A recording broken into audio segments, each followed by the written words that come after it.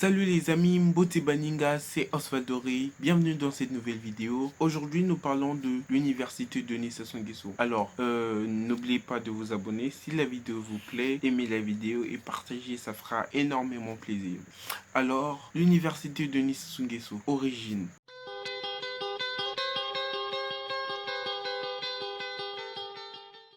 L'université Denis Sassou Nguesso a été mise en place pour pallier aux problèmes fréquents, les difficultés que l'on ne cesse de rencontrer à l'université Marien Ngouabi. Des difficultés comme l'absence de place, l'absence des professeurs et bien d'autres. Face à cela, Monsieur le Président de la République du Congo, Monsieur Denis Sassou Nguesso, a procédé au lancement des travaux de l'université Denis Sassou Nguesso le 19 février 2016. Lors d'une interview accordée au ministre de l'Enseignement supérieur, M. Bruno Jean-Richard Itoa, il déclarait qu'environ 70% des sans-emploi sortent de l'université Marien Ngouabi. Et pourquoi? C'est parce qu'à l'université Marien Ngouabi, les cours sont beaucoup plus théoriques que pratiques. Voilà pourquoi à l'université Denis Sassou Nguesso, on a changé la donne. On est plus focus sur la science, sur les métiers pratiques, les enseignements pratiques plutôt que théoriques. Alors, quelles sont les caractéristiques au fait de l'université Denis Sassou Nguesso? Comme vous le savez déjà, le gouvernement du Congo est en train de construire le plus grand campus du continent africain.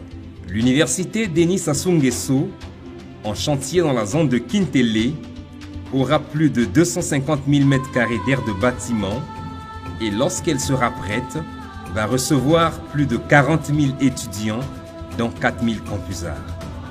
Dans les 25 bâtiments du campus seront logés un centre de recherche scientifique, une bibliothèque centrale et 3 installations sportives olympiques avec certification.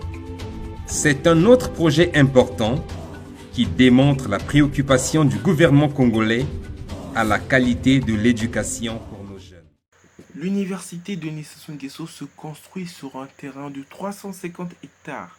37 bâtiments composent l'infrastructure qui est répartie en 4 zones desservies par 5 km de voirie, de réseaux divers, parkings et d'espaces verts avec une capacité d'accueil d'environ 30 000 étudiants. 30 000 étudiants, c'est quand même beaucoup et ça va vraiment aider.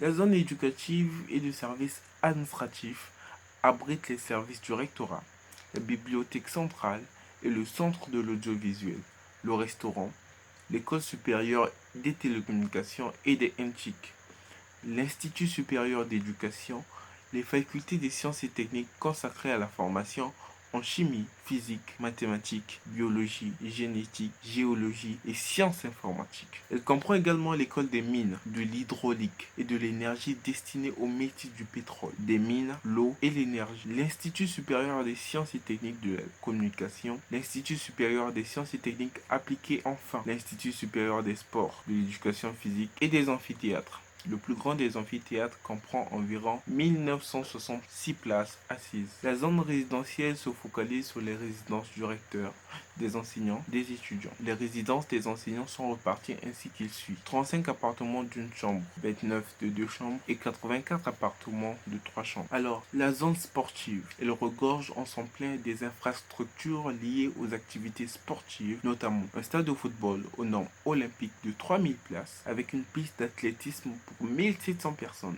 un centre sportif regroupant des terrains de football, de basketball, volleyball, handball et des équipements multifonctionnels pour la gymnastique, la musculation ainsi qu'une piscine olympique ouverte. Alors, l'ensemble de ces bâtiments renferme toutes les commodités dignes d'un ouvrage de la taille de cette université ultra moderne et dont l'ambition dépasse les frontières de notre pays. La 4e zone est destinée aux services universitaires. Elles offrent entre autres des services de centre médical et de maintenance générale, un poste de police et la caserne des pompiers, une station d'épuration des eaux usées. L'alimentation électrique est assurée par une ligne de 20 kV déjà opérationnelle et construite par la société CSCEC, doublée d'une centrale de secours de 6 MW en cours d'installation. Le système d'adduction d'eau potable prévoit la construction des forages et d'une ligne spéciale de connexion au réseau public avec des réservoirs de stockage de 1000 et 1700 m3 déjà installés.